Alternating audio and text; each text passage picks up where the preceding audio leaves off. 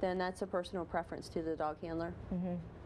But the AKC has kind of a meet and greet other dogs, meet and greet when you're with somebody else, letting somebody else hold your dog. And I think the biggest one on there for a lot of people is you have to leave your dog with another person for 3 minutes while you go out of sight.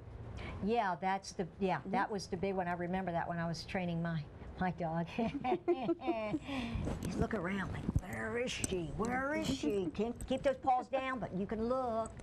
Yeah. But it's a personal preference for the handler.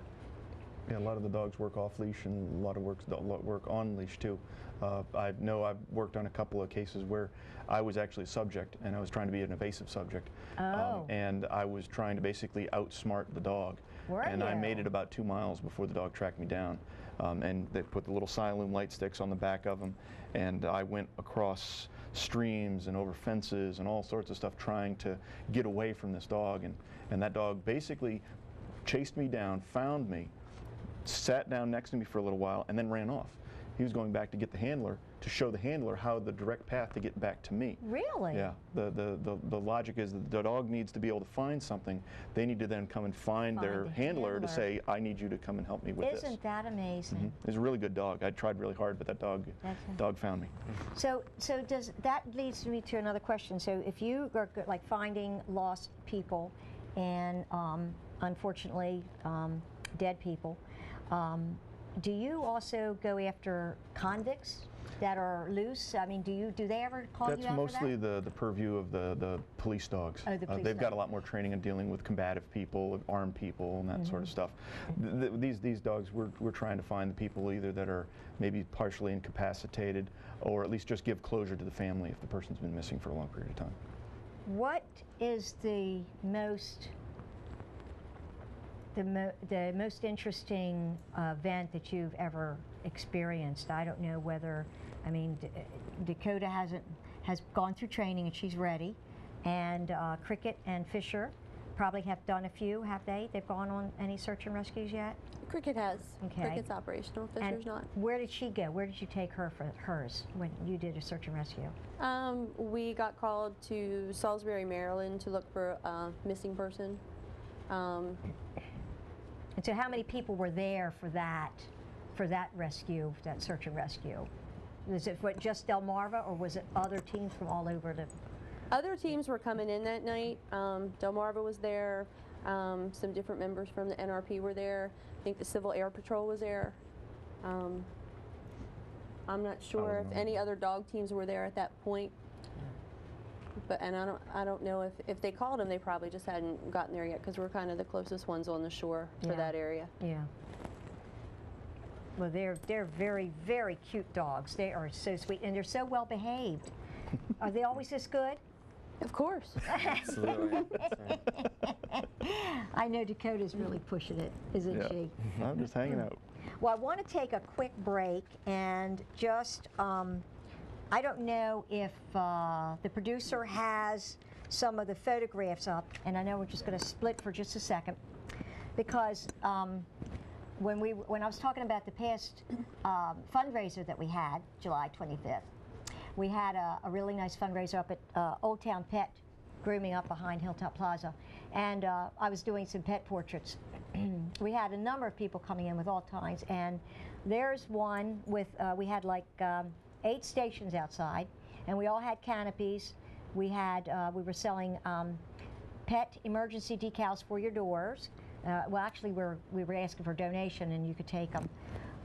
And then we had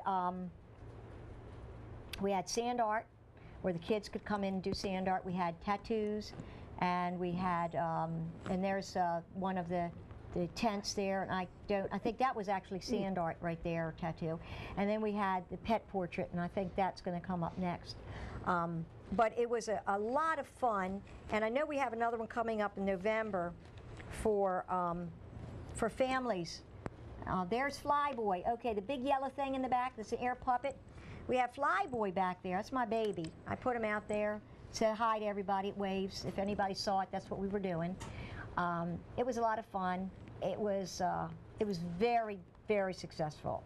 We're getting ready for the pet walk with your pet in September, I think it is. And then we've got a number of other things. However, what I'd like to do is I got something, somebody gave this to me, and we're going to try to do share pet photos as we go. So I'm going to encourage the viewers. Hi, sweetheart. You feel good. Oh, yeah, feel good. I want to encourage all the viewers to send in your photographs that you'd like us to show on the air and share with the other viewers. And give me a story about your pet. Maybe if you rescued them, where you rescued them. We'd love to see them. You can email www.buoyclaw.org. But I'd like to read a little poem that somebody contributed to me. They sent it to me. Cheryl Silverman sent this, and I'm going to read this to you. Just up the road from my home is a field with 2 horses in it. From a distance, each horse looked like any other horse. But if you stop your car or are walking by, you will notice something quite amazing. Looking into the eyes of one horse will disclose that he is blind. His owner has chosen not to have him put down, but has made a good home for him. If you stand nearby and listen, you will hear the sound of a bell. Looking around for the source of the sound, you will see that it comes from the smaller horse in the field. Attached to the horse's halter is a small bell.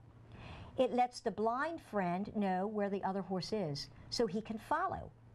As you stand and watch these 2 friends, you'll see that the horse with the bell is always checking on the blind horse, and that the blind horse will listen for the bell and then slowly walk to where the other horse is, trusting that he will not be led astray. When the horse with the bell returns to the shelter of the barn each evening, it stops occasionally and looks back, making sure that the blind friend isn't too far behind to hear the bell. Like the owners of these 2 horses, God does not throw us away just because we are not perfect or because we have problems or challenges. He watches over us and even brings others into our lives to help us when we are in need. Sometimes we are the blind horse, being guided by the little ringing bell of those who God places in our lives. Other times we are the guide horse, helping others to find their way. Good friends are like that. You may not always see them, but you know they are always there. Please listen for my bell, and I'll listen for yours. So with that, I think that was very touching, and I think everybody needs to remember that. So in ending this, I would like to thank Glenn, Diana, Mike, Fisher, Cricket, Dakota, Sylvester, everybody out there for checking in. And please remember, spay or neuter your pets because they are a cause for paws. Thanks, everybody, and I'll see you next time.